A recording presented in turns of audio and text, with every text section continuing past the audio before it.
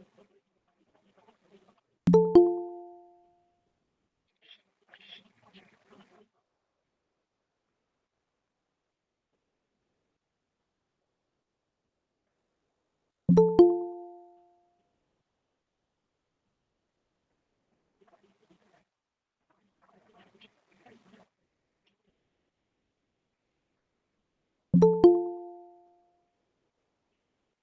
evening, all of you. Am I audible? Hello. Yes, sir. Yes, sir. Okay. I think sir has already joined.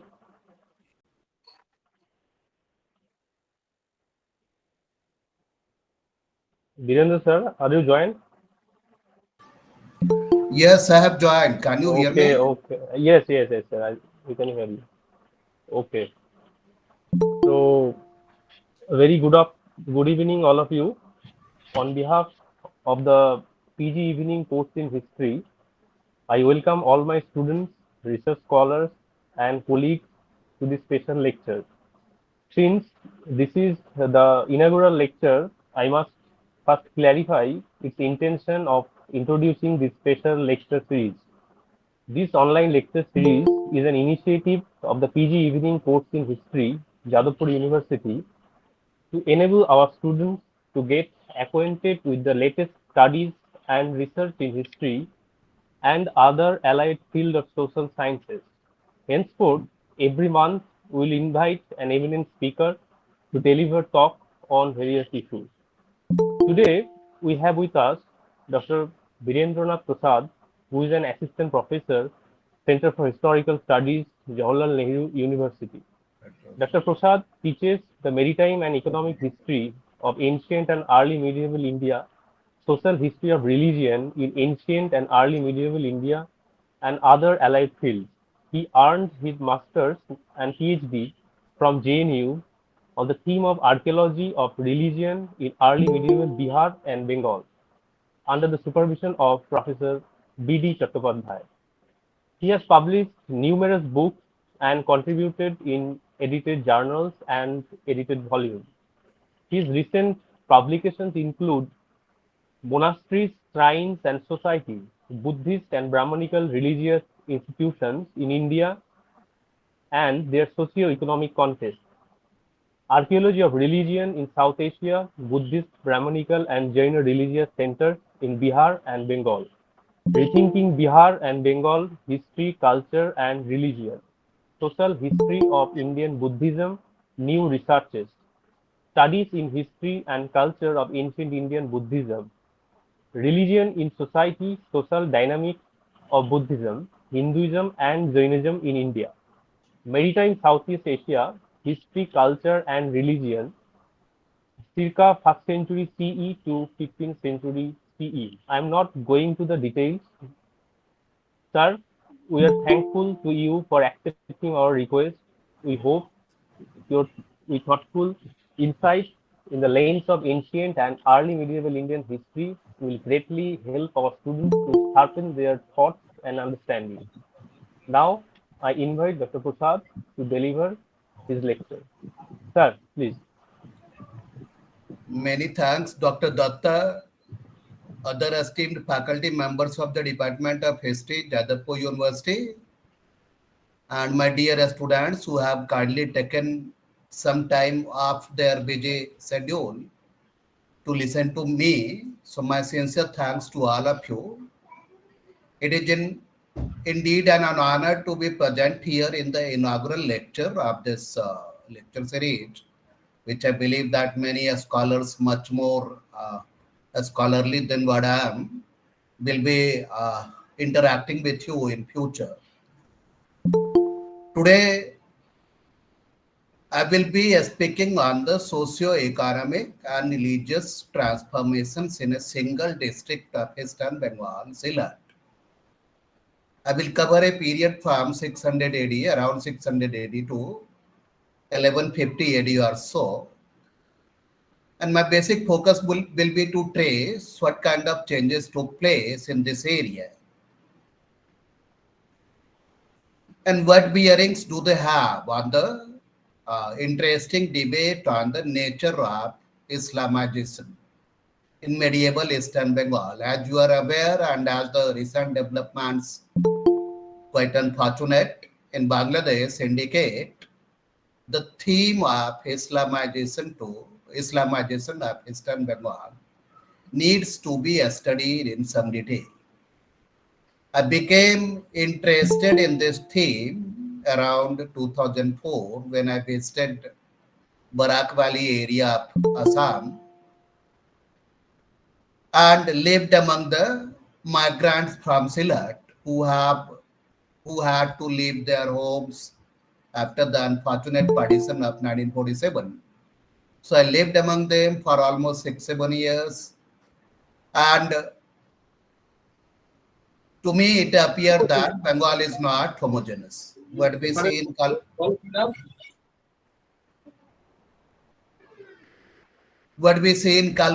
or Malda or Jalpaiguri may not be the case in Dhaka or Chittagong or Sylhet or Tangail or Rangpur.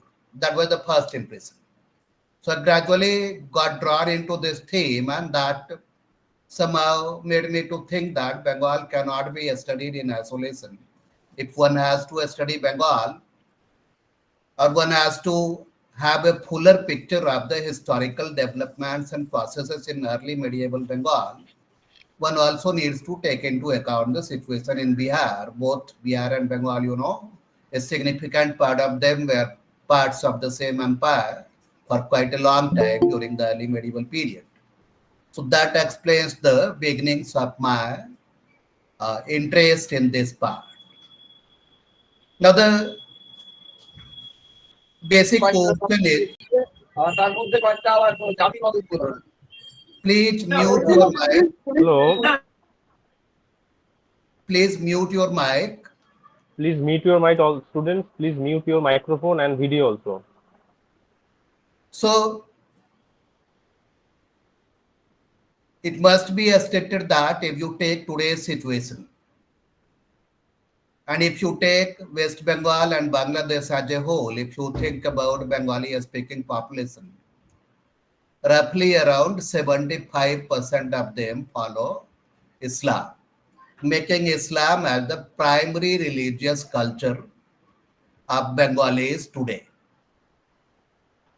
Now that is a bit surprising because much of Bihar more or less remained under similar historical circumstances during the ancient period.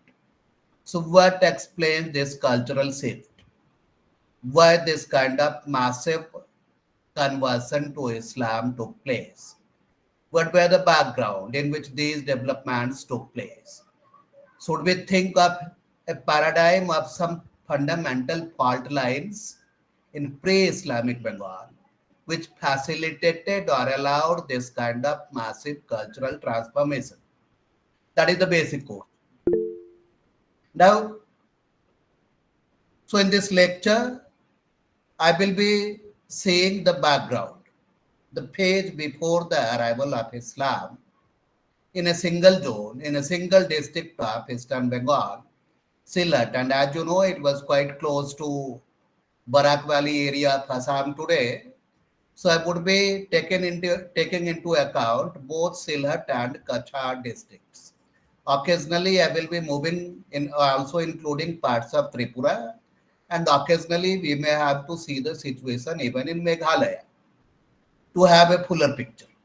Because Sylhet is a land which opens on one side towards alluvial Bengal, Dhaka or Mymensingh area. On another side, it opens to the tribal areas of northeastern India. Now, the plan of the lecture may be stated here. I will begin with a very brief overview of the recent debate promulgated by Professor Richard Eaton regarding the socio-economic factors that led to the Islamization of Eastern Bengal during the medieval period. To be more specific about his arguments during the Mughal period. After reviewing this debate, I will try to analyze the limitations of his theorizations by undertaking an empirical analysis of a single district of Eastern Bengal, that is Sylhet. My focus will be on understanding the roles of Brahmanical and Buddhist religious institutions in impacting some socio-economic changes in early medieval Surma Barak Valley. We shall be interested in tracing the roles of temples, mathas, Buddhist monasteries in negotiating the marshy and forested landscape of this valley, also in the process of agrarian expansion and detribalization. Now, this valley, Surma Barak Valley, was the most forested, most marshy part of early medieval Bengal. It suffered from pluvial volatility. Plus, in the whole of early medieval Bengal and even beyond, tribal influence was most marked here in this valley. There were continuous movement from Meghalaya hills in the north to tribal areas of Barak Valley in east, even to tribal areas of Tripura in the south. Now, how did these Brahmanical and Buddhist religious institutions negotiate these elements of nature? How did they deal with the tribal cultures of this area? What was their role in agrarian expansion and forest clearing? What was the pattern of their interaction with the state in this area? How did these processes impact the fate of Brahmanism and Buddhism in this area? And finally, what bearings do they have on the issue of Islamization of medieval Eastern Bengal? One thing must be put on record here itself. Much of what I will speak today draws on my already published research. In fact, I wrote a full length, around 15,000 word long article on the religious dynamics of Sylhet that was published in Religions of South Asia, London, and also in my later publications. So I don't claim any originality here, but I still am delivering this lecture because the current generation of students, they prefer more YouTube and other things. They don't prefer to dirty their hands in collecting books from the libraries. So for the older generation like me, it's like getting back or getting turned to the new days. So let's begin. I will be beginning with the theme of Islamization of medieval Eastern Bengal. I will attempt a brief review of the debate. Now, this whole debate, you may say, may earn its origin. Of course, there were earlier scholars like the scholar who wrote on the syncretic culture of Bengal, and he offered that how a kind of syncretism developed between Islam and Hinduism in medieval Bengal. So, but I am more interested in the functional analysis of this whole process. So, this functional analysis started with the work of first some British geographers and then American anthropologists. Like in the colonial period, the famous British geographer Arthur Geddes, who studied the population geography of Bengal, undivided Bengal, between two world wars, he also noted this concentration of Muslims in what he called Eastern Bengal, in the New Delta, what he called. That is, in the areas which were subject to active flooding in east, more or less coinciding with the tract between rivers, you may say Jamuna, Padma, and Meghna area. And he also surmised that there must be some connections between shifting agrarian fertility to the east, to the eastern part of Bengal Delta, and the expansion of Islam in that area. After him, in the 1960s, there was a there was an American anthropologist, Ralph Nicholas.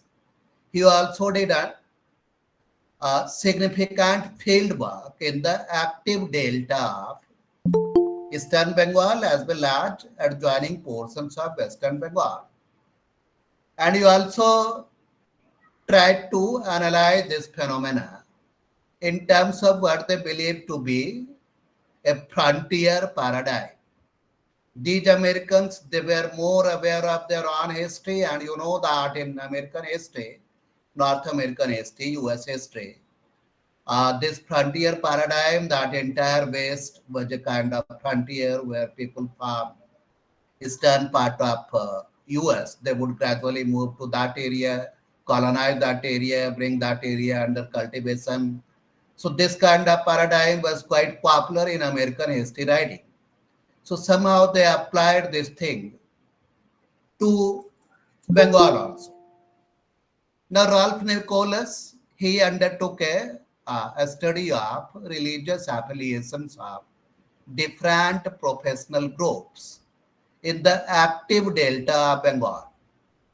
And he found that he has argued that Eastern Bengal in general and the districts of the active delta in particular were a kind of slowly opening frontier due to perennial riverine volatility.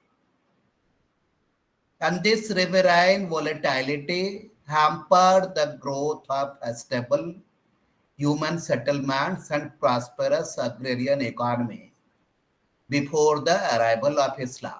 And even after the arrival of Islam, he has argued that both Islam and Vaishnavism provided a kind of modicum of stability in this deeply unstable deltaic area. Vaishnavism through its mandali and Islam through its concept of millat and all that.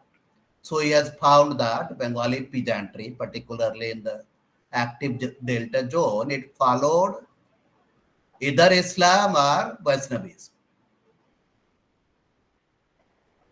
After him came Professor Richard Eaton, and he is regarded as the most celebrated scholar on this theme. In fact, he is treated like a figure who gave justification, who offered justification for the creation of a separate state of Bangladesh for Bengalis Muslims by offering a paradigm that Bengali Muslims, they are different not only from urban Muslims of North India, which by extension in the post 1950 period meant they are different from Pakistani Muslims. And he also offered a paradigm of massive conversions to Islam during the Mughal period. And this is something we will be interested in exploring in some detail. His basic idea, his basic thesis is that in much of Eastern Delta, rice agriculture and Islam were introduced simultaneously. That is it. This argument is there in his book, 2001 book, Essays on Islam and Indian History. And later writings are more firm on this topic. In 2009 article that was published in Medieval History Journal, he argued that Eastern Bengal experienced transition to settled agriculture at the time when Islam took hold among the common folk. He has further argued in his 2009 article that before the introduction of plough agriculture by Islam in this area, Eastern Bengal. The subsistence economy of Eastern Bengal was characterized by what he calls fishing, hunting, and gathering, and slash and burn farming.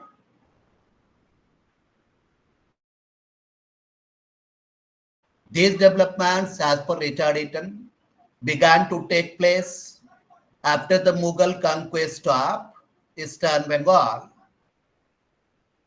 He has also argued that by 1560 or so, roughly with the beginnings of the Mughal control of uh, Eastern Bengal, the Ganga started also changing its main course towards east. Earlier, the main course of main channel of Ganga was through the present Hooghly channel. But somewhere around 1580 or slightly later, it broke into Eastern Bengal. The main channel moved towards the east and got its present Padma course. Subsequently, Brahmaputra also joined it later. And Professor Eaton argued that as the main current of the Ganga shifted to the east towards the eastern part, there was a consequent shift of fertility towards the east. And he also argued that this shift connected Eastern Bengal directly to the developments in rest of Ganga Valley, North India. So here he argues that this was a favorable factor shift of Ganga, but Islam took lead, or persons or institutions associated with Islam, they took the lead in bringing more and more and more uncultivated forested land into the ambit of plough agriculture. So for Richard Eaton, Islam is the religion of plough. Please mark my word, the religion of plough, indirectly indicating that no religion before Islam undertook this kind of agrarian expansion in the East. So in a way, his thesis is a kind of total denial of pre-Islamic past of Bengal, Eastern Bengal in particular. Now this is a bit problematic thesis. He has argued that as I have already mentioned that before the introduction of plough agriculture by Islam in this area, the subsistence economy of Eastern Bengal was characterized by fishing, hunting and gathering and slash and burn agriculture. And again I repeat, in much of Eastern Delta, rice agriculture and Islam were introduced simultaneously. That is the basic argument of Professor Eaton. Now, is this theory acceptable? That is the basic quote. Now, it must be stated here that Professor Eaton's theory draws on the research of a British gentleman, J. Ferguson. He was a geographer. He surveyed the rivers of Eastern Bengal. He was associated with that process. He has offered a similar opinion way back in 1863. Now he has argued that it was not before AD 1300 that the plains of Ganga were sufficiently dried up. I mean, the swamps and other things, they became cultivable only around 1300 AD or so. And he has argued that it was not till the Mohammedan conquest in the 14th century that the delta, properly so called, became fit for extensive occupation. So here you may note a reference for Ferguson writing in 1863, where practically nothing was known of the pre-British history of Bengal or Eastern Bengal. He was willing to admit that this process has started around 1300 AD, drying up of the swamps or bringing virgin areas under cultivation. But for Richard Eaton, these processes have to wait for another 200 years. That is not before 1560 or so. Now, our lecture will contest this view by attempting to analyze the socio-economic transformations that took place in the Surma Barak Valley in a span of some 500 years. We shall be dealing with some 5 or 6 copper plate inscriptions, which are the Nidhanpur copper plate of Bhaskar Varman, datable to first half of the 7th century AD, the Tipera copper plate of Samant Loknath, datable to 664 AD, the Kalapur copper plate inscription of Samant Marundanath, second half of the 7th century AD, the Paschim Bhag copper plate of Sri Chand, dated to around 930 AD, and 2 Bhatera copper plate inscriptions of Govind Kesavadev and his successor Isanadev. The first Bhatera copper plate is dated to around the middle of 11th century AD and second to the beginning of the early 12th century or slightly earlier. Now, we must explain why we are focusing on this area only, Sylhet only. And are we justified in generalizing the experience from one single district to the whole of Eastern Bengal? Now, this question needs an answer, which I will try to give. And that is basically due to the geographical background of this district. Now, if we get back again to Professor Richard Eaton's thesis that in much of Eastern Bengal, rice, plough agriculture and Islam were introduced simultaneously, then the most ideal field for our investigation would be this Sylhet district only. It is due to geographical background. Now, this whole land, Sylhet, is probably the most marshy, most flood affected district of whole of Bengal. It was also quite forested, probably most forested. You are aware of the geography. It has Meghalaya plateau in the north. And whole Sylhet area is a kind of depression, geological depression, where an enormous amount of water accumulates during the rainy season. So it is the most marshy, most forested, one of the most exposed area to tribal influences from the north, that is Meghalaya Hills, also from the south, that is Tripura Hills, and also from the east, that is Barak Valley area, Assam. Now, what is the situation there? If we somehow get the feeling that this area too became subject to intensive colonization, agrarian colonization, much before the arrival of Islam, then we may have to rethink the paradigm promoted by American anthropologists and scholars. Now, this is what we will do here.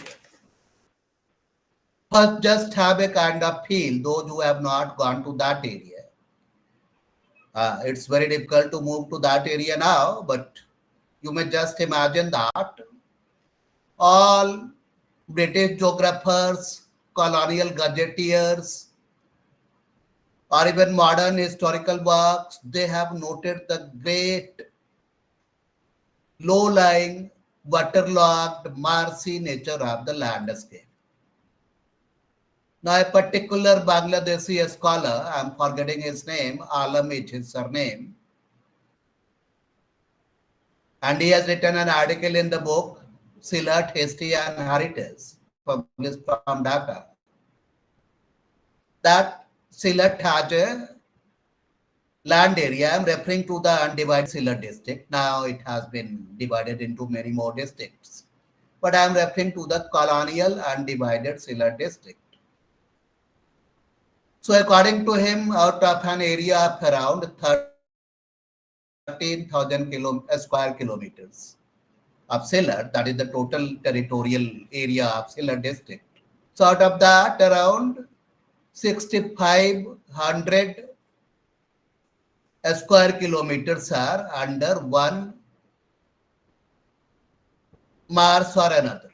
And these marshes are more or less perennial in nature. That was the situation around 1970. You can easily visualize the situation in the pre-modern times when the rainfall must have been much higher and the area must have been much more marshy than what we see even in the colonial times. But even in the colonial times, its marshy nature was commented upon by all, not by all, but by many administrative historians and geographers. Like Arthur Geddes commented on this.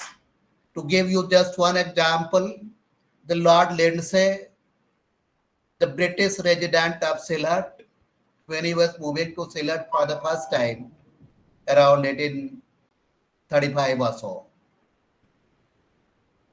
So he has started from Dhaka in a boat, and between Dhaka and Sylhet town, the marshes were so big, so impressive, that he had to use mariner's compass in his journey. And in fact, the local population call these marshes, Haur, which is a local form of local pronunciation of the Sanskrit word sagar, meaning the sea or the sea-like marshes.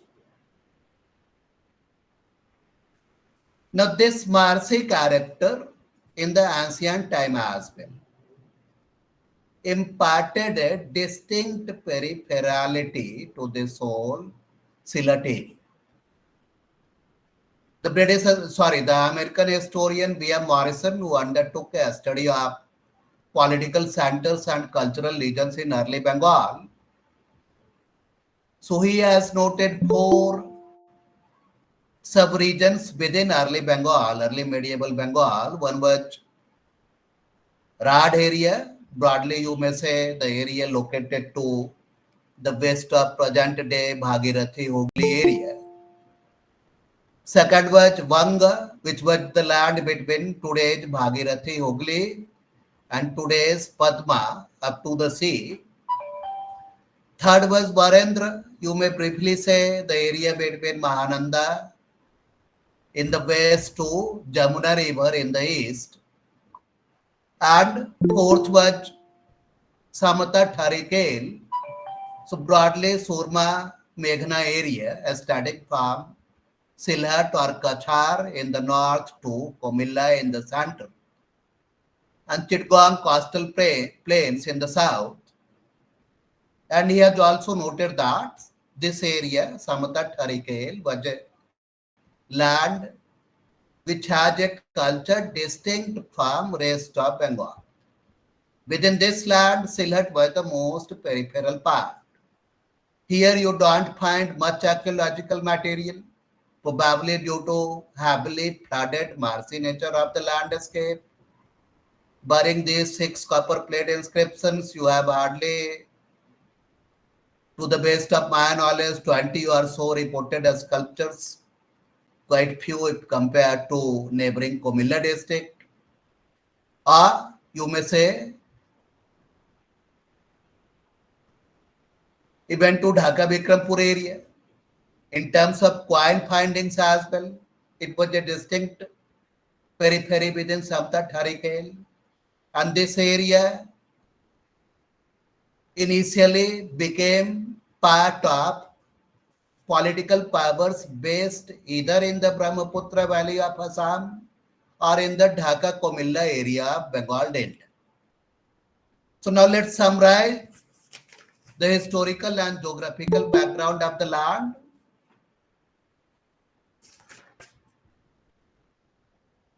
It's largely marshy, heavily forested, under substantial tribal influence. It was a kind of one of the peripheries within peripheral estates, and it is in this locale where Brahmanical temples, mathas, or some Buddhist institutions emerged and functioned. We are going to see the patterns of interactions between these religious institutions and rest of society now onwards.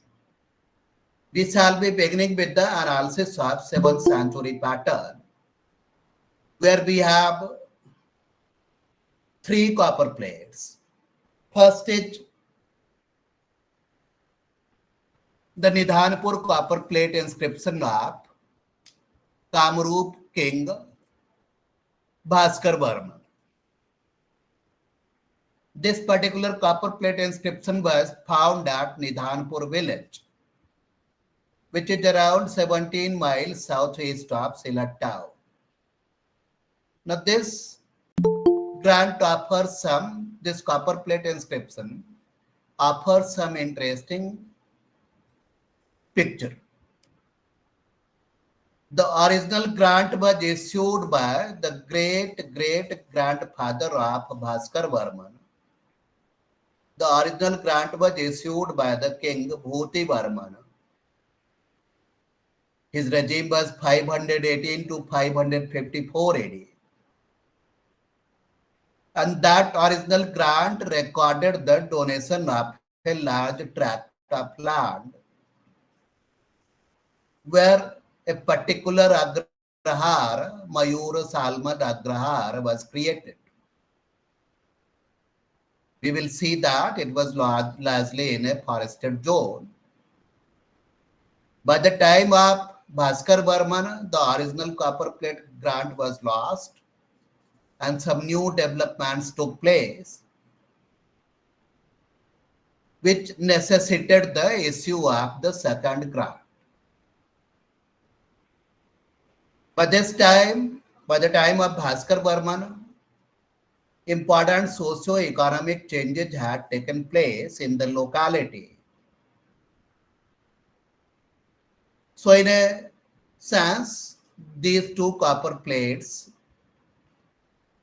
may be used to study socio-economic changes taking place in this area in a span of some 100 years. Now, we will see that these copper plates, Nidharpur copper plate, originally issued by Bhuti Varman and later by Bhaskar Varman. They offer probably one of the earliest recorded examples in Eastern Bengal how local societies tried to cope with the jungle and also with fluvial volatility, also with riverine volatility. Sir, how much time do I have?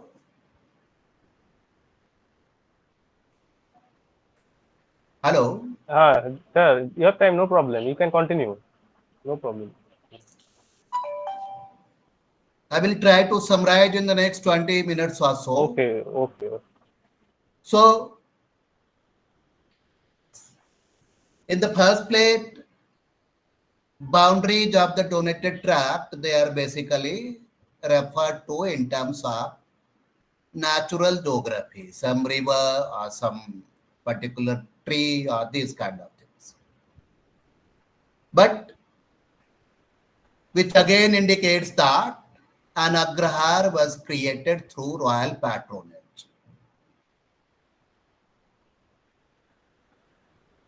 And the boundaries of the donated tract that did not border any settled agrarian tract in any side. That indicates that the locality in which this agrahar was created was originally in a forested tract and it was prone to forest growth. By the time this copper plate grant was renewed by Bhaskar Varman, important changes have taken place. Now, some quarters settled in the northwestern side of the agrahar. We also get reference to the tank of a Puskarani of a Vyavahari, roughly meaning lawyer. His name was Khasog. You may just imagine the distinct non-Sanskritic name of the Vyavahari lawyer, and which may indicate that he might have been from a tribal origin. So his Puskarni formed the northeastern part of the donated tract. Then, at the time of renewal of this copper plate grant by Bhaskar Varman, this also records that two rivers bordering the village, the Kausika River and Ganginika, they have had either dried up or shifted their course.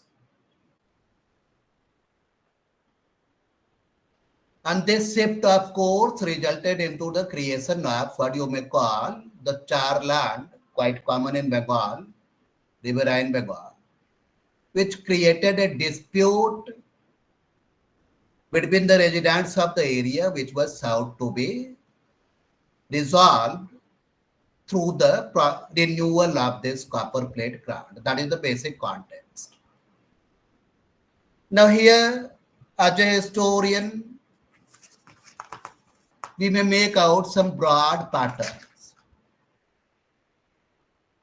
We may discern some broad patterns. First, local societies taking care, trying to cope with riverine shifts. They are also trying to cope with the forested nature of the area.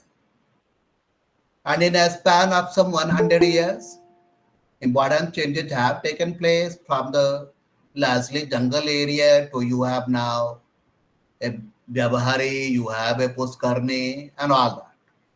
So now elements of human geography, they are also quite discernible in this copper plate inscription.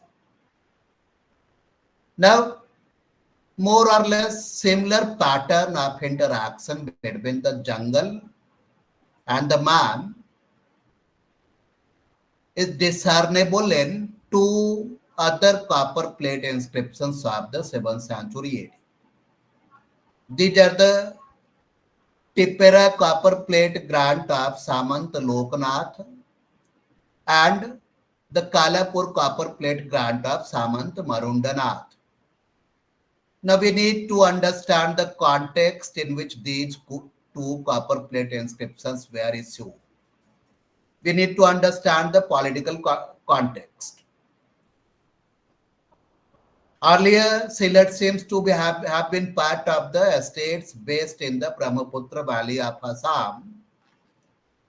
But by this century, a local Samant stratum emerged, and this Samant class owed their allegiance to what they call Samatateswar, the lord of Samatata, or the king of Samatata.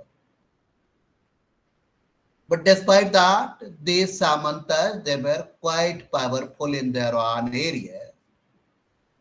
And this is what we see in these two copper plate grants. In the Tippara copper plate grant, we see that there was a Brahman, Pradosh Saramana, who has caused the construction of a temple of Bhagavat Anant Narayana in a thickly forested portion in the Subonga Visaya, in the district of Subonga. Where was the location of this district? Now, scholars based in Barak Valley of Assam or even Guwahati, they have argued that this Subonga Visaya that was on the borders of this Borail hill range in the Subang area of today's Kachar district of southern Assam. Now, so this Brahmin has created cost to construct a temple of Vishnu. Some other Brahmins were attached to this temple. Now, in what kind of landscape does this temple function? Did this temple function? Now, this copper plate indicates that it was in the Krita, Akrita, Avirodhi, Atavi Bhukhande. Now, that particular phrase is quite important. Krita, in ancient Indian economic history, in the like in the Arthashastra, there is a very fundamental difference between Krita, that is cultivated, settled, Akrita, uncultivated, unsettled or forested zone, Atavi, that is the Sanskrit word for the forested zone, Atavi Bhukhande. So this temple was established in a zone where the copper plate inscription itself claims that the land had a thick network of bushes and creepers, and the land was infested with wild animals. Deer, buffaloes, boars, tigers, serpents, etc., who enjoyed according to their will all pleasures of their home life. That is, this temple was established in a jungle tract on the initiative of a Brahman, and some more Brahmins settled in that area. And after that, this Brahmin, Pradosh Sarman, approached the local lord, Samant Lokanath, who granted him land. The granted land, as we have seen, it was in a forested zone. The land was granted to take care of the expenses associated with Bali, Charu, and Satra. Bali and Charu, they are a kind of offerings to the temple. Satra, quite commonly found with ancient Indian temples. They basically refer to the institutions where free food or medicines were offered to the poor, to the destitutes, to the visiting sadhus or Brahmins who moved to this area. So Satra would make a temple a public institution. And that was attempted here as well. Now here you may make out some broad pattern. The establishment of the temple was through the analysis, through the initiative of the individual Brahmin. The community of the Brahmins who have settled into that area, they have also moved into that area on their own Initially, they were not sponsored by the state. But later, the local elites, political elites would enter into the scene and they would try to grant them land. The motive could have been anything, either to earn punya or simply to bring the networks of that temple under their own political influence. Now, it's very interesting that despite location in this largely jungle tract, elements associated with the Janapada society have already entered into this aranya. It must be pointed here that in ancient Indian context, the transition from aranya forested zone to Janapada settled zone supporting a state structure. That is a basic dynamics of one of the basic dynamics of ancient Indian economy and society. And here you see the same pattern. And here you see that elements associated with Janapada society have also emerged in this area. This forested region was bordered on the south by the limit lines of two villages. The name of these two villages were Panga and Vapika.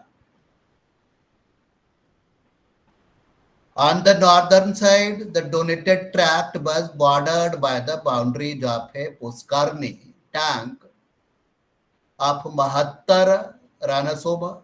Mahattar, that indicates the upper strata of peasantry.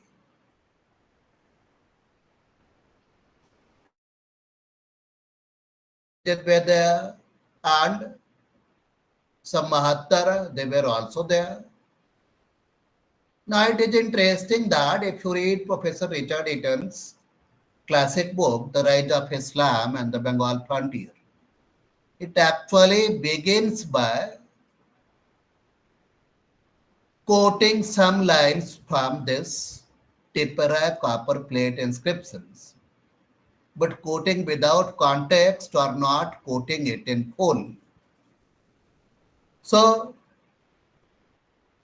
I repeat his words, what he has written in the first page of his Rise of Islam and the Bengal Frontier.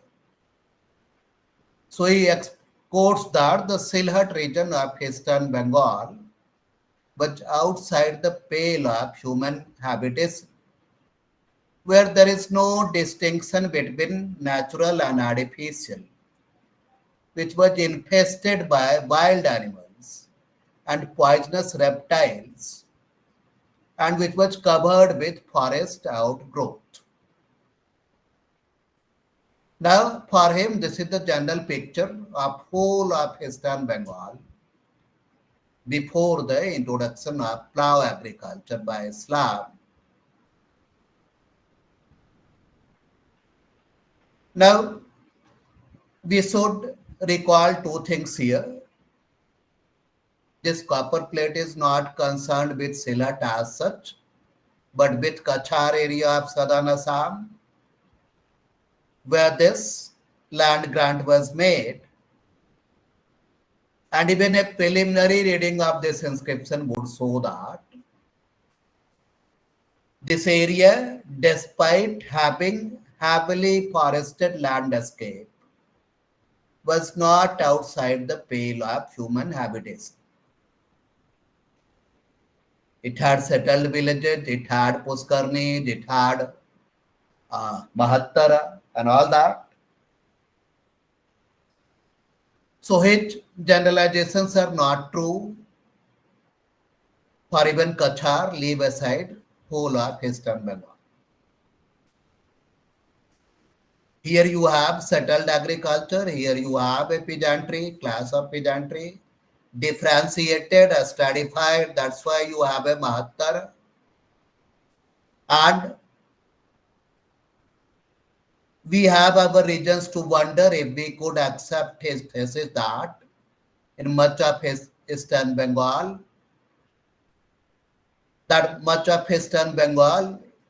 experienced a transition towards settled agriculture at the time of introduction of Islam. Now, even in the Kachar area, local society has derived its own mechanism to tame the jungle, and in this process, temples played an important role in bringing the elements of Aranya into the ambit of Janapada. Now, this process is also discernible in the Kalapur copper plate of Samant Marundanath, second half of the 7th century AD. Here, the land grant to a temple of Vishnu, Bhagvat Ananta Narayana. The granted land was actually what this copper plate records, Jalatavi Bhukhanda, Jala and Atavi, that is marshy and forested land. That was granted to this temple and also to the again the same pattern what you see in the Tippera copper plate grant of Samant Loknath. Where was this donated tract located? K.K. Gupta, the famous lawyer who also deciphered most of the inscriptions of Sylhet area, he has argued that it was in the Sri Mangal police station area of Sylhet district, which was on the boundaries of the Tripura hills. Here too, the pattern is almost the same. A Brahmin penetrated into the forest on his own initiative, got a temple dedicated to Vishnu constructed in the area, and later he approached the local political elite to grant some land to sustain Bali, Satra and Charu at the temple.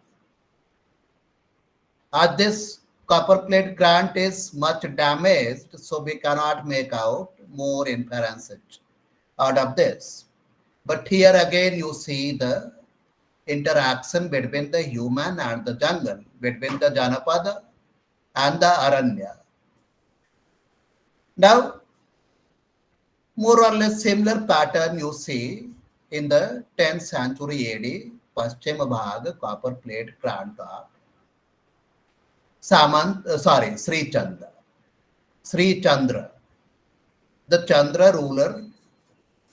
This Chandra dynasty, as you know, they became as a kind of vassals of rulers of Samata. They came from somewhere in the Arakan area of Burma, gradually moved towards Dhaka Komilla area, established their own estate there. Gradually they conquered Sylhet. Probably they also exercised some control over Kachar area. So they became masters of a vast tract of land from Kachar, Sylhet to Dhaka Komilla, right up to Chittagong coastal plains, and probably some parts of Arakan as well. Now, early Chandras, they were Saiva, Buddha, early Chandras, they were Buddhist, and later Chandras, they were not. We will see the regions behind this particular factor now, slightly later in our lecture. Now, this copper plate grant, Paschim Bhag copper plate grant, again discovered in Sylhet district, is probably one of the most interesting grants of this particular area. K.K. Gupta, who originally discovered this copper plate grant and deciphered it, he argued that this copper plate grant is concerned with the donation of some 1,000 square kilometer land located in southern portions of colonial Sylhet district through the patronage of the Chandra ruler Sri Chandra. It was a major administrative restructuring. Three districts, Visaya, they were amalgamated, made into one.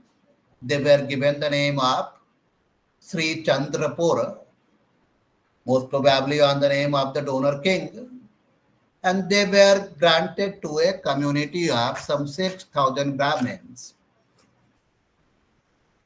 and also to many mathas and temples.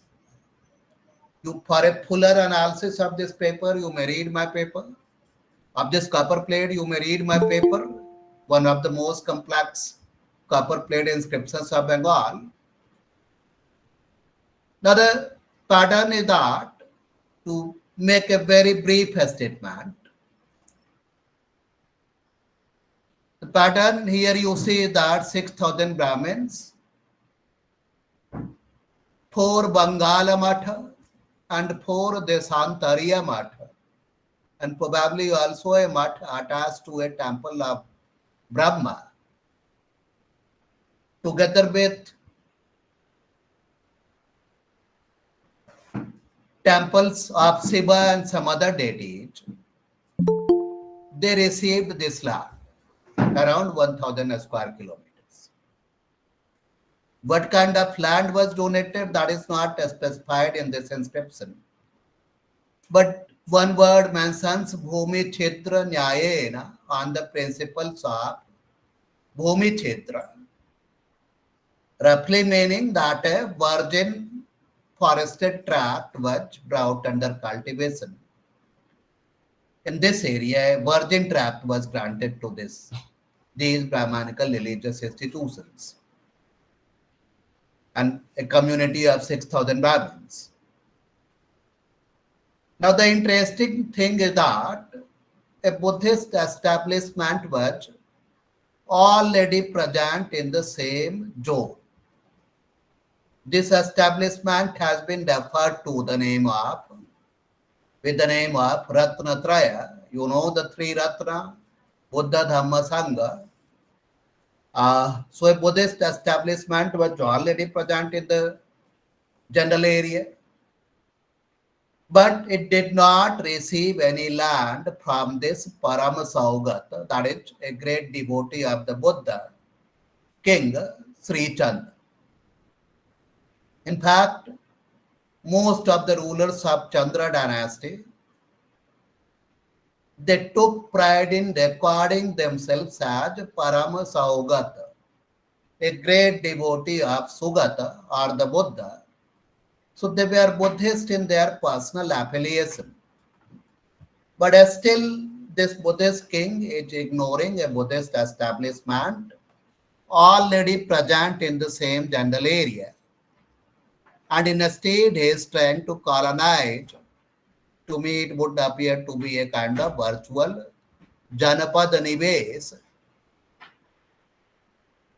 with the help of Brahmins and Brahmanical religious institutions. Now, the basic inference would be that the Buddhist establishment penetrated into this area on its own initiative. It did not receive any royal grant, but it survived by entering into close relations with the local society. Yet this Buddhist establishment could not instill a confidence in the Buddhist king that it is the right agency to undertake agrarian expansion, detribalization, colonization of this land. Here he preferred to rely on Brahmanical institutions. That may also explain why later Chandras were probably not Buddhist, early Chandras were there, and in fact, almost all the available Chandra grants, they record patronage in favor of Brahmins or Brahmanical religious institutions. Now, What was the impact of this massive state-sponsored restructuring of the land?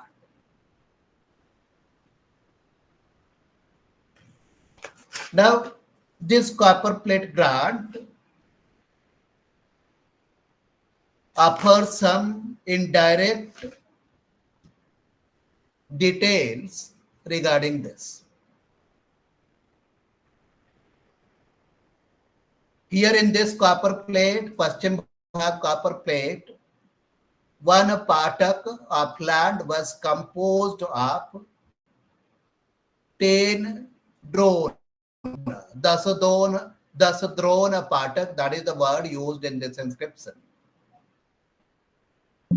Now this is a marked departure from the Gunaighar copper plate and the Kalapur copper plate. Gunaighar copper plate in the Comilla area, Kalapur copper plate in the Sylhet area.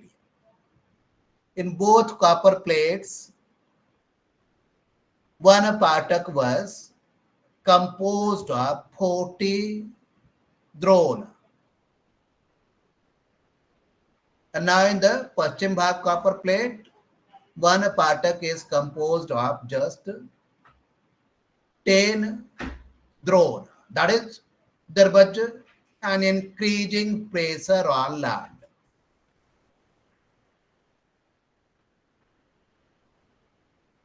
As the patak drone ratio has been reduced to 1 to 10, a significant transformation of land seems to have taken place.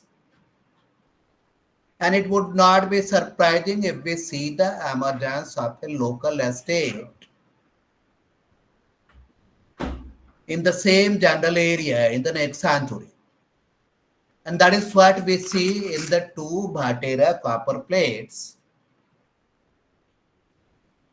11th and 12th century AD, 11th century roughly, early half and later half. Now here you can discern the process of local estate formation.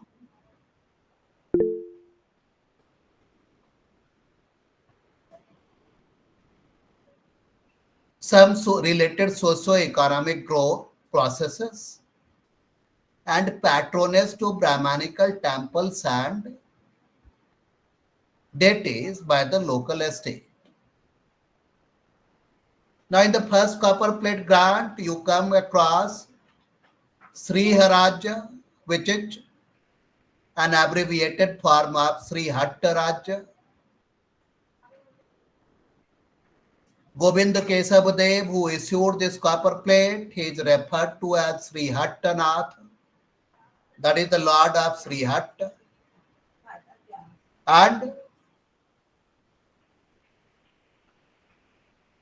of course, you don't find the use of the term like Maharaja Dhiraj, etc.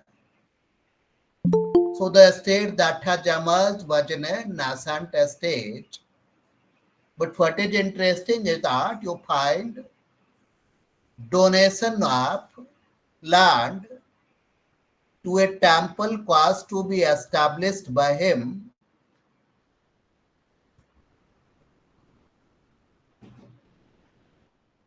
And these lands were measured in terms of hollow plowshares.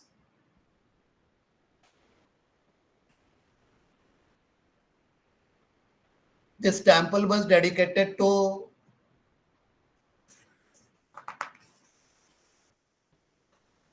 Shiva. And here,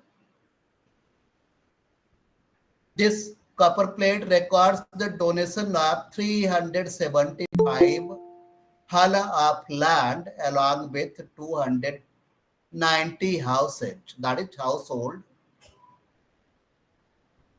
in various villages, Nana Grame, to Shiva, that is to a temple of Shiva, along with attendants belonging to his subjects.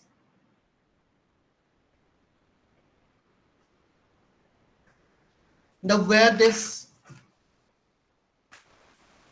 land was located, donated land.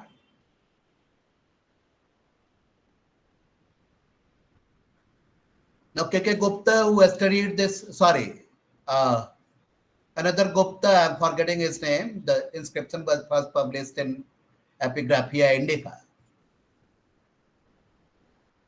Now, it records the donation of land which has been identified in Kachar district, Halakandi area, Patharkandi area of the same area, some parts of Sylhet, some parts of adjoining parts of Tripura. It got to Hala of land at Katakhal in Halakandi district of Kachar,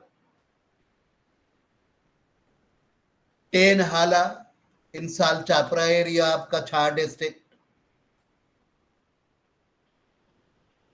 and many Hala along with houses in the adjoining parts of Bhatera. Significantly, it also records that this temple received 10 hala to the west of Sagar. Again, what is the Sagar? We know that there is no sea here, but the editor of this copperplate inscription, he has rightly argued that this referred to sea-like house, the marshes, vast marshes. So here you have probably the first recorded example, categorical example of plough agriculture, even in the area adjoining to these marshy lands.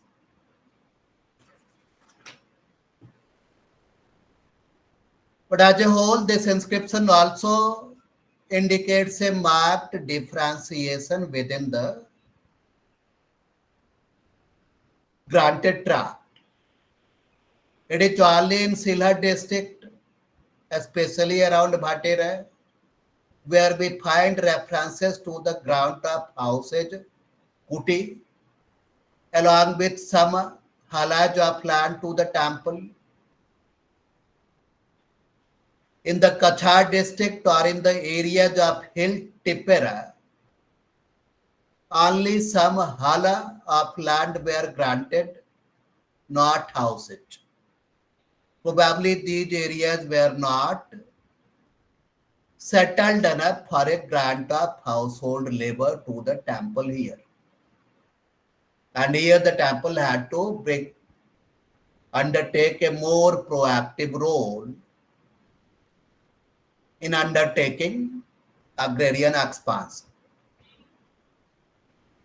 Now, let's summarize. One may see broad changes that took place in this district in a span of some 500 years. Bhoti Varmana, the copper plate issued during his regime in a forested zone, land was forested. Bhaskar Burman, period copper plate grant, some changes have taken place, but the land was just still quite forested. Then your 7th century Tipra and Kalapur grant, again forested nature is quite prominent. Even in the Paschim Bhag copper plate grant, the unspecified category of land was granted. But in these Bhatera grants, you have categorical references to the grant of land that were measured in terms of plowshares, hala, indicating that plow agriculture has become quite popular in this area even in the 11th century AD. A local estate has developed. In fact, if you read the second Bhatera copper plate grant, you get the reference that Govind Kesav Dev he undertook the ritual of Tula Porosudan. What is Tula Porosudan? That is, you measure your weight or weight and make a statue of gold equal to your own weight, and that is granted to a Brahmin or a group of Brahmin. So that must have involved a considerable mobilization of resources. So now this is one of the best examples. Sylhet offers one of the best examples of transition from forest to Aranya to Janapada. Now this brings us to the basic question. Of course, that is not to suggest that all land was brought under cultivation. In fact, if you take the history of Bengal, even this permanent settlement was introduced in the early colonial period exactly on the same basis that we need to bring more land under cultivation. So I'm not saying that all land was brought under cultivation. Forests have been part of human history in the whole of Ganga Valley till a very, very recent past. So why to single out Eastern Bengal in that kind of situation? Again, the basic question should be agree with the view that in Eastern Bengal, settled plough agriculture was introduced along with Islam. It was Islamic agencies which took the lead in introducing settled plough agriculture to that area, and it was under the impact of introduction of plough agriculture that local society gradually embraced Islam. That is the basic thesis of Professor Eaton. So should we really believe that? So these are the questions which we need to explore in some more detail. So here I sum up. Any question?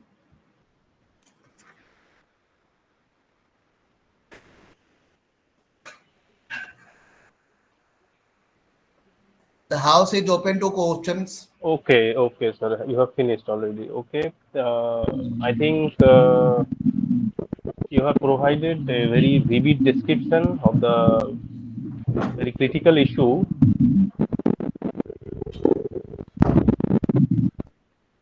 One minute, Sorry. sir. Okay, okay, no problem, sir.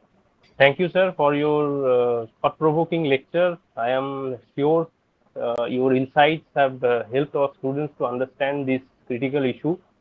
You have vividly explained the process of Islamization, its resistance, and other associated issues related with it. I think you have provided a new direction. Now the lecture is open for discussion. Anyone can ask any question. If you have any doubt, I ask my students to ask question one by one. If you have problem in asking questions in English, you can ask question in Hindi also. Sir is well acquainted with Hindi and English. So And a bit students, of you a can. spoken Bangla as well.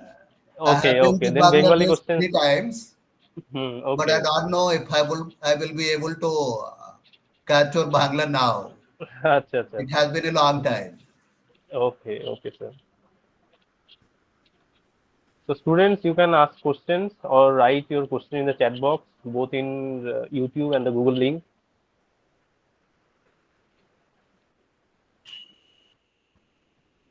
Just unmute yourself and ask questions.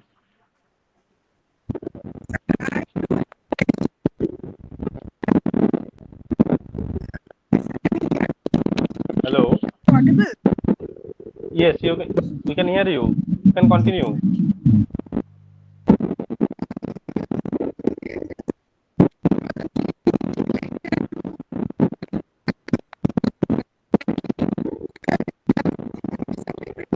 You are not audible. Can you You are please not write your audible. question?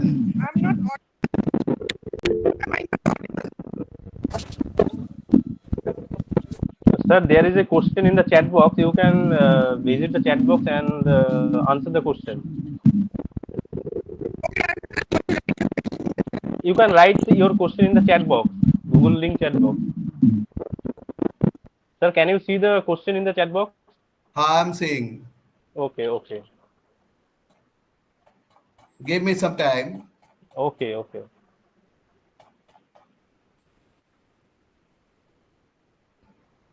I can't read these small letters. Probably I need a Google Chasma now. I have not used till now. So give me some time, please. Okay, okay, sir.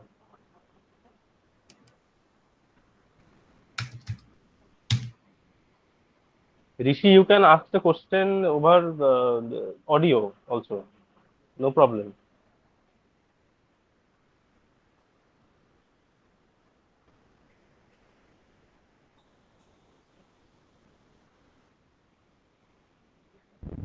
Sir, am I audible now? No, you are not audible, Pooja. You write your question in the in the box. I'm Okay. So Saptarshi Acharya first. Uh, See, you have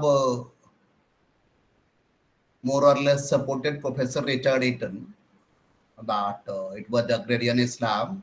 Yes, it was agrarian Islam, but that does not mean that other religions were not agrarian.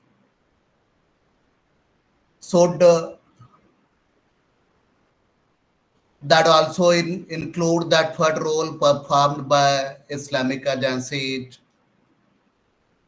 in say 17th or 18th century Bengal were not performed by earlier religions. In fact, my whole lecture was about how there was a concerted attempt of agrarian expansion, centering on Brahmanical temples, mathas, agraras, even Buddhist establishment in this area. So, of course, Bengali Islam is different from North Indian Ashraf Islam, but this is something which should be rather seen as a kind of after effect and not as the cause. When we study the Islamization of Bengal, Eastern Bengal, we somehow tend to miss one particular link, one particular factor that was quite prominent in almost whole of Bengal, except this Purulia Bakura area, and that is Buddhism. We tend to think of history of conversion to Islam in medieval Bengal in terms of binaries between Hinduism and Islam. We miss the third element, which is Buddhism. If I give you an example, I had the occasion to plot reported Buddhist Brahmanical antiquities on the map of Bengal, undivided Bengal. So if I give you one example, barring this Purulia Bakura tract, and also barring the tract stretching from Jamuna River in the east to Netrakona in the, Jamuna in the west to Netrakona in the east, this Madhupur jungle tract, there is not a single district of Bengal where you don't find Buddhist projects. Then you have also recorded examples of great conflict, simmering conflict, I would say, between Buddhism and Brahmanism in Bengal, particularly in Eastern Bengal. Take, for example, this Nalanda Prasasti of Vipul Sri Dev, Vipul Sri Mitra, the Buddhist bhikshu. Now, he was a resident of Sompur Mahavihar, Eastern Bengal, Paharpur. And he came to Nalanda and there he left an inscription and he records that during the period of his previous abode, head monk of the Mahavihar, Karunasri Mitra, this Mahavihar was attacked by an army of Bangala, that is Eastern Bengal, and they burned this monastery, Sompur Mahavihar, and even the chief monk, Karunasri monk, he was burnt to death. Just imagine what kind of violence was there. Or take the case of Dhaka Komilla area. Here you have many examples of big stone sculptures of Heruk. Now, who is Heruk? Heruk is a Vajrayana Buddhist deity. And his fame is that he would defeat Shiva and Shakti, and he would drive Shiva and Shakti out of Jambudvip and convert all Saiva Peeth and Shakta Peeth into Heruk Peeth. So, in short, he would win back Jambudvip for Buddhism from Saivism. And if you have sculptures, in fact, single biggest sculptures of Bengal, one of them is the Heruk a sculpture reported from the Dhaka Komilla area.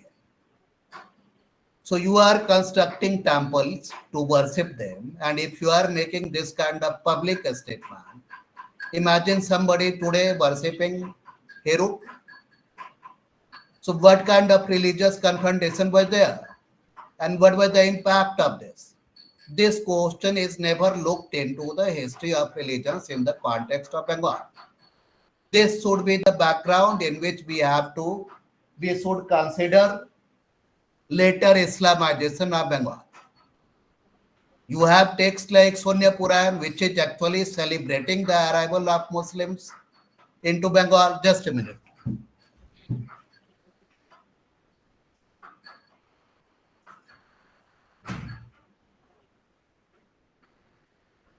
Sorry for the interruption. And you also have Chaitanya Charnamrit, which in fact indicates that Buddhists were surviving in Bengal till his time. Or take the case of recently excavated Buddhist monastery at this Bathbhita in the just on that side of Nadia district. I am forgetting the name of district. So there a Buddhist monastery was established around 13th century AD, towards the end of 13th century AD or slightly later. And it continued well into 15th and 16th century AD. Or take the case of what could have been the pattern of interaction between Buddhism and Islam in that area. We don't have any direct example except that Sunya Purana from I Pandit. But I will give you just one example from a reported recently deciphered copper plate inscription. Deciphered by my friend Furoi of Japan.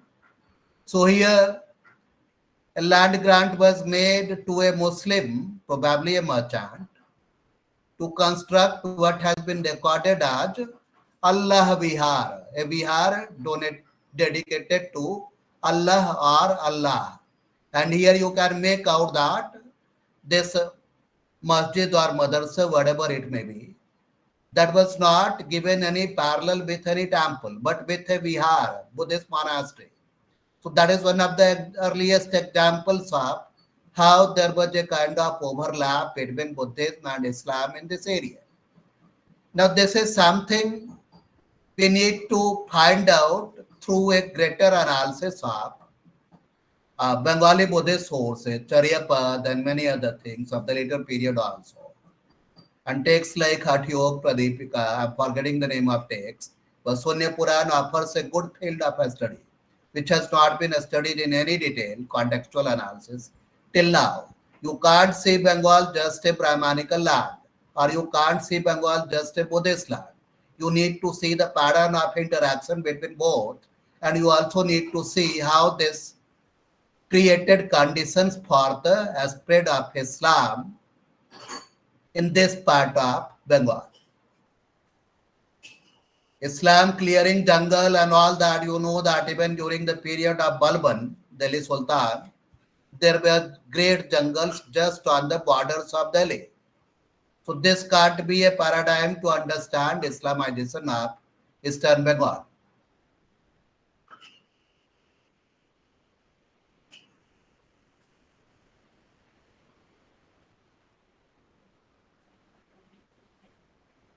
I hope I have answered your question. Okay, sir. There is another question by Pooja Banerjee. Just a minute.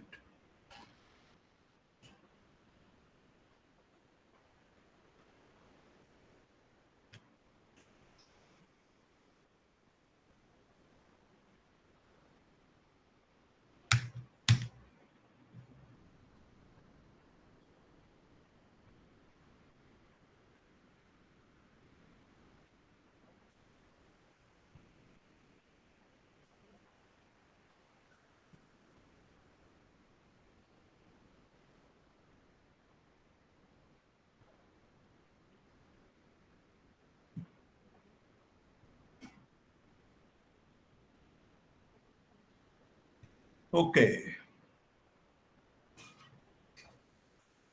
So Pooja is basically asking that even after the Islamization of Eastern Bengal, tribal culture has survived, particularly in the Chittagong Hill Tract. In fact, they have survived not only in the Chittagong Hill Tract, but even in what you call Madhupur Jungle Tract, starting from the north of Dhaka district, Tangail area, going right up to the hills of Meghalaya and up to the boundaries of Jamuna River in the west. So that area more or less remained out of pale of any settled agriculture or even organized religion. See, religious change is not a sudden process. They develop very gradually, and it is in the course of time that you can really think of a fixed religious boundary. Like in the case of Bengal, you have cults like One BB, or you have the cults of very different Satyapir and others. So a kind of syncretism would be there for the common masses in some context. And that explains why you see the survival of older cultures. In fact, religious transformation does not, in most of the cases, involve wholesome eradication of local cultures. Something would survive. And even today, the Islamization of Eastern Bengal is not complete, which is sought to be completed by some factors. Even today, names like Hindu surnames of Muslims are quite common in Eastern Bengal. So this is an ongoing process. We don't know uh, how would this process evolve in future, but things in Bangladesh happening right now, they are quite disturbing. And we just hope that Islam in Bangladesh remain Bengali in nature. They don't turn to Arabic version or Pakistani version of Islam in that area.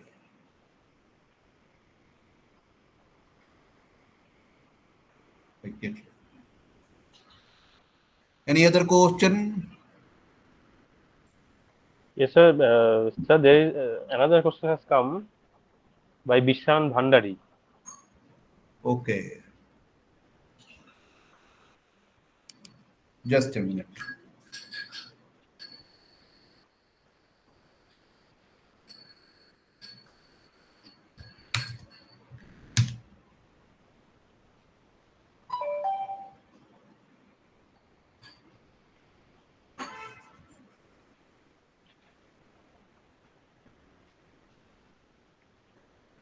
So the question is, was Islamization in Eastern Bengal primarily a bottom-up process driven by marginalized groups, or was it top-down led by elites? Again, it's a very difficult question to answer, and I'm afraid that I'm not the best person to answer this question. At best, I could have given the background in which this Islamization took place.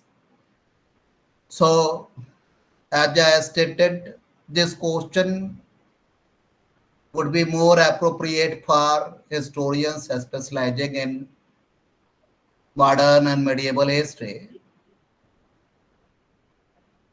Only thing I would say that, of course, there is a very, very high chance that persons who were not happy with worldview propagated by Brahmanism, those Buddhists, they might have turned to Islamic worldview gradually, very slowly. A similar process, in fact, if you map the spread of Islam in pre-colonial times. So what are the area where you see the biggest concentrations of Islam? Like say, for example, Gandhar, Northwest Pakistan or Sindh or Makran. If you read Islamization papers on books on Islamization of that area, particularly the British archaeologist Van Eyck Wall, his fascinating paper, The Buddhist of Sindh.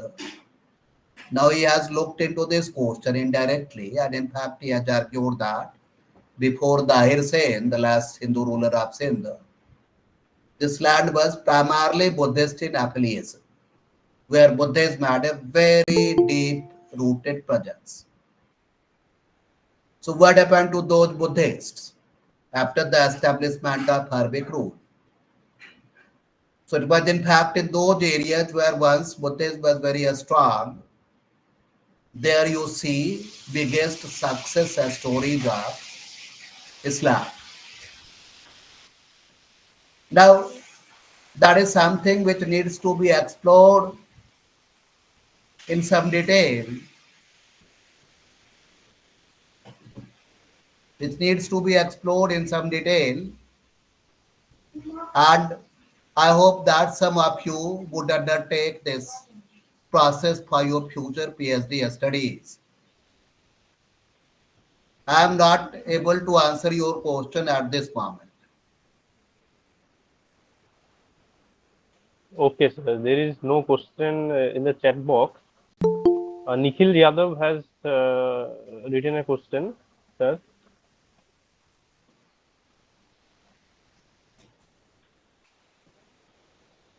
Again, this is not a question for me. I was just trying to understand the background, how Islamization impacted.